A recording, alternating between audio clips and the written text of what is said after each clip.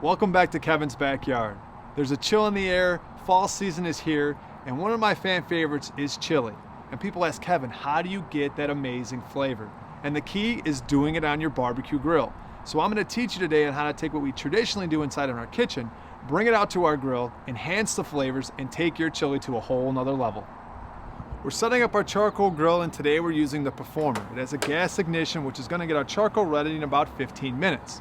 And once it's completely ashed over, now we're going to talk about what we're doing our chili in. And today we're using the Gourmet Barbecue System wok. It's cast iron, it's porcelain coated, retains heat extremely well, and it's going to help take your chili to a whole nother level.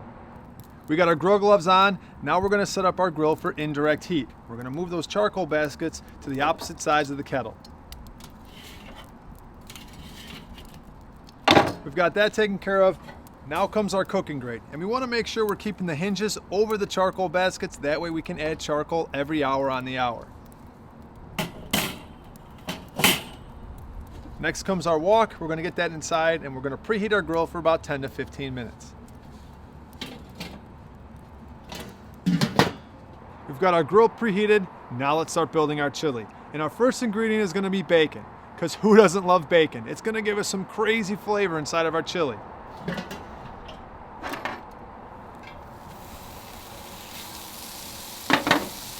We're also going to combine that with some onions, start to get those caramelized, and this is going to take about 5 to 10 minutes.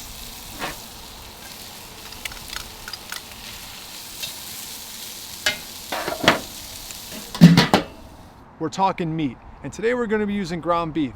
But one way to add unique flavor to your chili is grill your meat before you put it inside the chili. Here we have skirt steak, we have some great caramelization, those beautiful grill marks. That's going to create depth. We have some chicken. If you wanted to grill the chicken breast before you put it in, that's another unique way to take your chili to another level. Now, if you want to go the meatless route and you want to use vegetables, you can always fire roast the peppers. You can grill the zucchini, grill the eggplant. All of these things are going to add unique flavor. So let's get our meat inside here.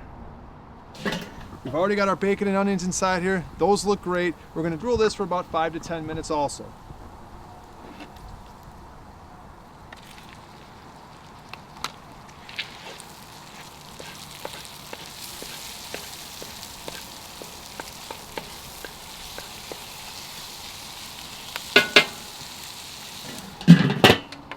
We've got some great smells coming from this kettle. Let's talk about the rest of the ingredients that we're going to be putting in our chili. And here you can see we have jalapenos, poblanos, habaneros, and we fire roasted these to give us some smoke flavor. Yes, they're going to give us heat, but I want that smoke flavor, which is going to make this chili unique. So we're going to take these ingredients, get them on our grill, and we're going to grill those for about 5 to 10 minutes.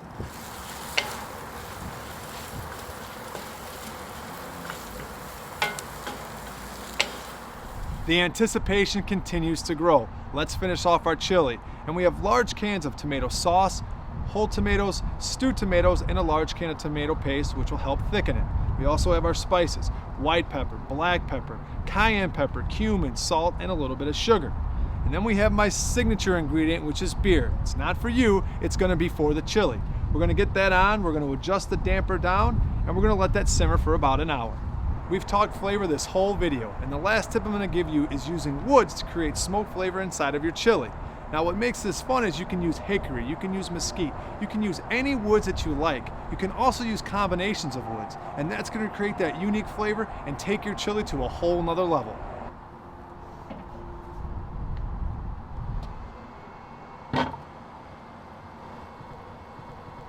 Our chili's complete. We have our kettle-shaped cornbread and the toppings that go on it.